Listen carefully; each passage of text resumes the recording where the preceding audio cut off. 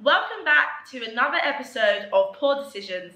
I'm your host Anissa and we are back in the Creative House.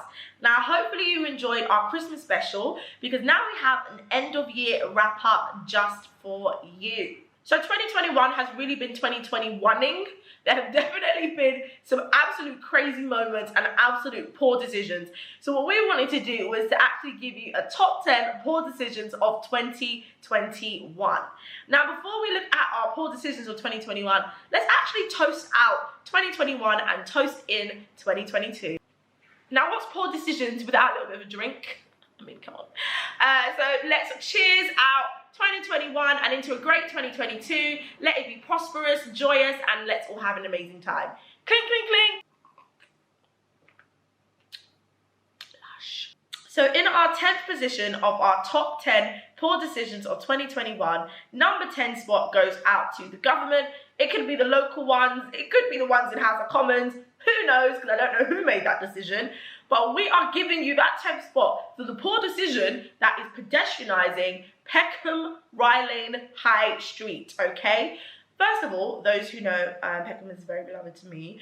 This year they made the decision to pedestrianise the High Street. So what they basically did was remove the bus lanes and then remove cars going down the High Street. So basically you could only walk up and down. They said they did this all in the name of social distancing.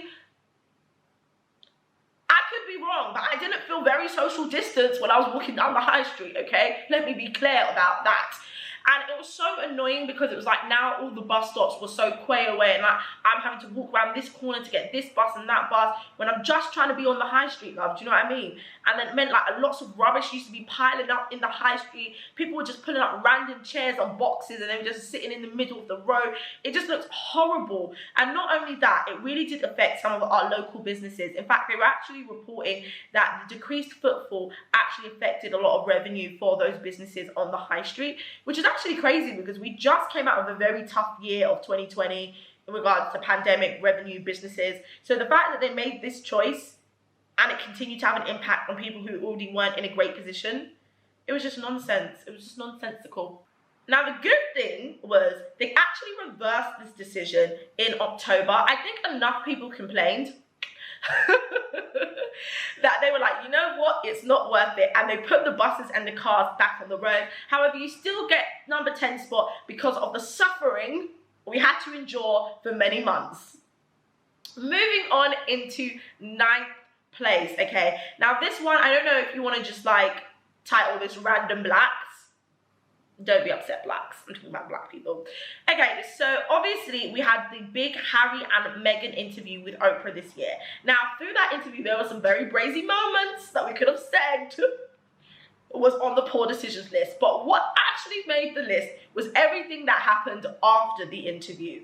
So obviously during the interview, Harry and Meghan detailed that there were some concerns from members of the royal family over what complexion their son Archie was going to be. Now, obviously, after that aired, the royal family really doubled down on letting us know that they were going to have no issue with what complexion, you know, Archie was going to be. And not only that, they didn't have no issue, but they love the blacks. What I mean by that is, if you had seen after that interview, days later, we then saw the royal family out with, surrounded by various random black people. It was strange. Not only was that strange, it was that these random black people were also dressed in the traditional wear of their homeland country. Now, that was strange to me because I'd never seen that before. Not to say that the royal families don't hang out with blacks in their own traditional clothing, but it was suspicious that it happened days after the Harry and Meghan interview. The poor decision in that was that strange PR move. It was very strange days later to put all these random black people around the royal family to show that what, they don't care about the complexion of Archie's skin. It was weird, and actually not only was it weird, I think it just turned a lot of people off. Like, that was just silly, just absolutely silly. Now coming in at number 8 goes to Rochelle Garg. Apologies if I'm not saying your name correctly, but you, sir, were moving absolutely mad. Now, obviously, because of the pandemic, guys, we have been working from home using Zoom, MS Teams, Slack, all of them things there is what we have been using. And, you know, some people haven't quite got the grasp of it or even understand the etiquette that follows around using these video conferencing tools. And Vishal, I'm so sorry, boo, you are one of them. The poor decision that Vishal made was he had a company-wide Zoom call. He is the CEO of his company, and being the CEO, it comes with a lot of tough decisions, but it shouldn't come with losing your absolute common sense and your lack of empathy. The poor decision that Vishal made was he actually had to lay off a section of his business, so staff, some redundancies to be made, and he decided that he would group all the people up that were being made redundant into a Zoom call. So 900 people were on the Zoom call when Vishal let them know, unfortunately, you're part of the unlucky group who are being laid off. That was a quote from Vishal. Now, obviously, these 900 employees on a Zoom call were not happy with what was said and obviously how it was handled. Now, being made redundant, listen, I've been there, okay? Been there a couple times. So I know it's never the greatest news to get, but I'm not sure if I'd want to get it on a Zoom call with 899 other people. Come on, man. Telling somebody they're losing their livelihood when they have so many responsibilities over a Zoom call with 899 other people, it isn't the way, bro. It just isn't the way. Now, number 7, it really pains my heart to do this because I really like her. Like, I really do. Like, I'm so serious. I really do. It was just, this was a poor decision. It was a strange move. It was D, all of the above. So coming in as the 7th poor decision of 2021 is unfortunately Cheryl Cole, the BBC, and her R&B podcast. Now, earlier this year, it was announced by Cheryl Cole that she'll be having an exclusive podcast on BBC Sounds called Me, You and R&B, or You, Me, R&B, something like that. And basically the briefing of that was like how, she loves R&B and she wants to, talk about it and really express it and whatever. Now, the reason why this was a strange move is nobody, and I say nobody with a bold and underline, knew that Cheryl had this deep reverence for R&B, and not only did we not know that she had deep reverence for R&B, the fact then that the BBC would know this to give her a podcast to discuss R&B and give her a prominent voice in the R&B space, it was just a poor decision, and lots of people took to the internet to express their disdain for this. I think the real issue at hand was, if Cheryl, for example, made R&B music and we had seen her in this R&B space before expressing her appreciation or what she loves about it or etc., then it would make sense. But it was weird when we have got some incredible people in the R&B space, for example, DJ Ace, who does a lot for the R&B space, especially for the British R&B scene, that if he had a podcast about R&B, absolutely, that feels like a subject matter expert. He knows what the what is and what the tea is and can have thoughtful and informed conversations and provocative thoughts about it. Like, come on. Or also another one of my favorites, the Rated podcast. These are R&B enthusiasts. So Cheryl's move was just strange. It was strange to me, and I think it was strange to everybody else, because when I'm thinking R&B, I'm not thinking Cheryl Cole. Now, this is why I said it's sad, because I really like Cheryl. I just think it was a poor decision to make Cheryl the voice of R&B on BBC Sounds podcast. It was weird. So coming in at number 6, oh, guys, listen, we've been suffering through a pandemic, but at the same time, there's also been an epidemic. There has been a rise of Karens in 2021. And so we are giving poor decisions out to all the blanket Karens. I can't even give you one specific Karen. I'm just telling you it's for all the Karens. And their bad behavior is why they have landed at number 6 on the poor decisions list for all their Karensness. I mean, we can go from the Karen who complained about the neighbor with the Tigger flag, or the Karen, more Karen, the one who tried to assault a member of staff at Victoria's Secret, then realized she was on camera and started crying and playing the victim. And it could go on and on and on with all the crazy Karens that were out there. But you Karens, you get number 6 on our poor decisions list. 5th place on our top 10 poor decisions of 2021 is everyone who was a panic petrol buyer. Now, unfortunately, this year, the UK was victim, hostage, what's the correct word here, of a fuel crisis. So I don't actually drive, but that's because I'm really good at being a passenger. And I was told you have to stick with the things that you're good at, okay?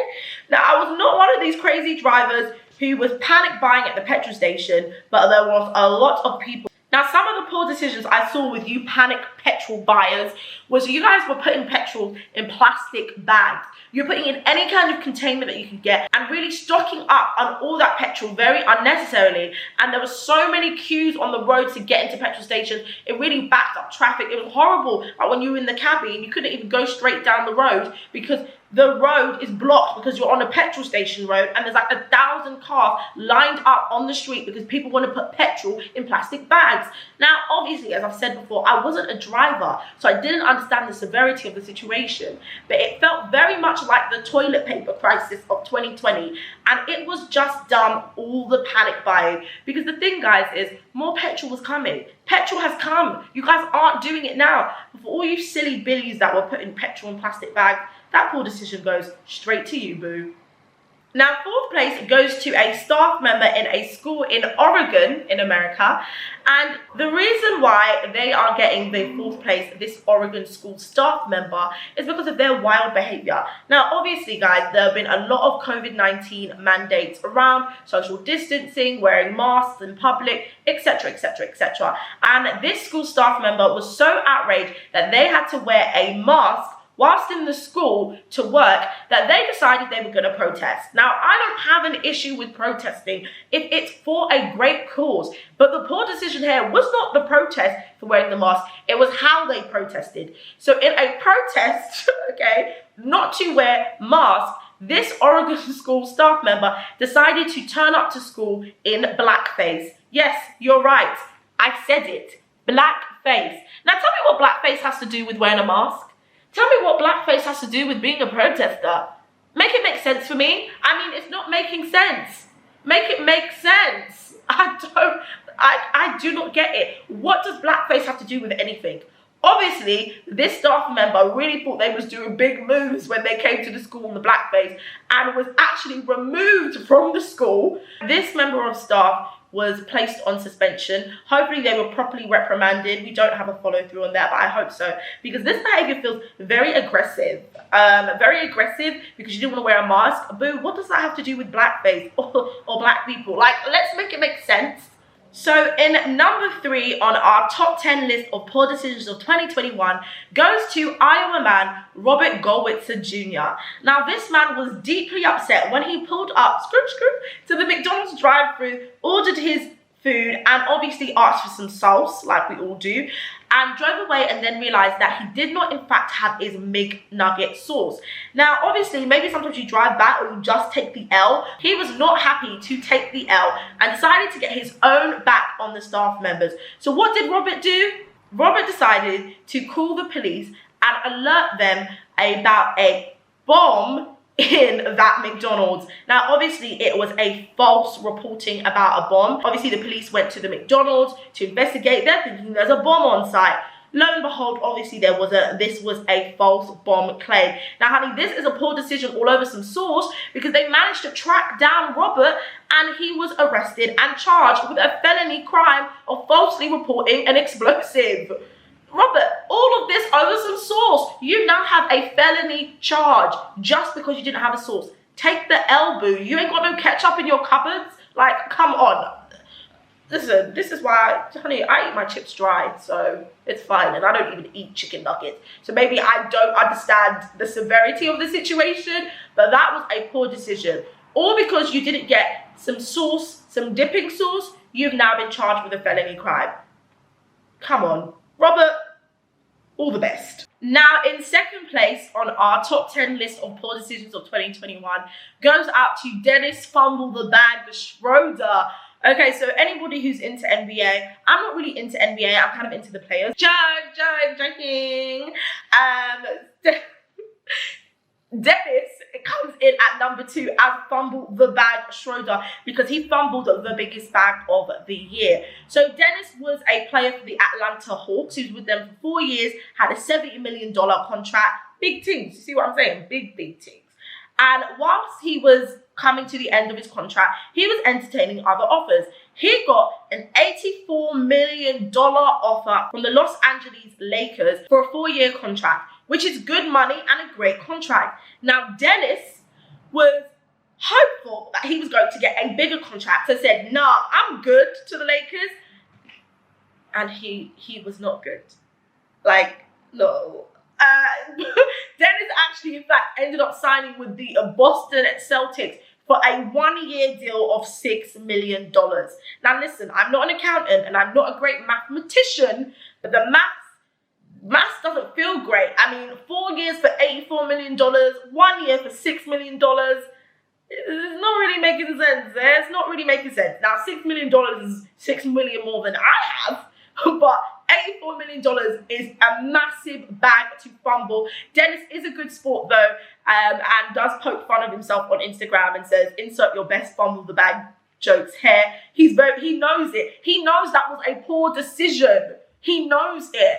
But you know what? He's still playing NBA, so go, boo, go. Hopefully next year, once that 1-year contract's done, you might get that $84 million again. Who knows? Okay, so I had to sit up for this one because I'm really excited. I don't know why I'm excited, but it's like, it's hilarious to me. So coming in at first place, it has to be our government again, specifically Bo Jizzle, as in Boris Johnson.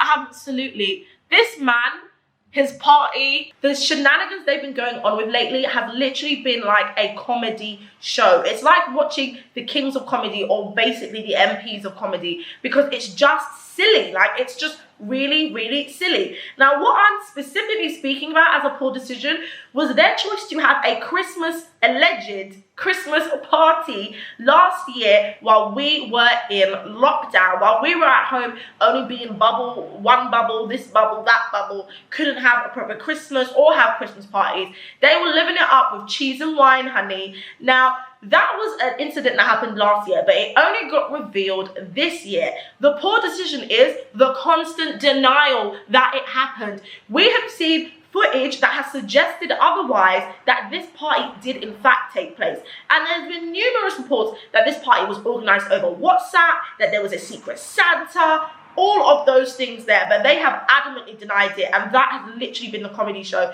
So the poor decision in that was obviously them partying while we were locked up. They won't let me out, okay, shout out to Akon, and then get caught for it. Like, come on guys, don't be sloppy. Just do not. That was our list of the top 10 poor decisions of 2021.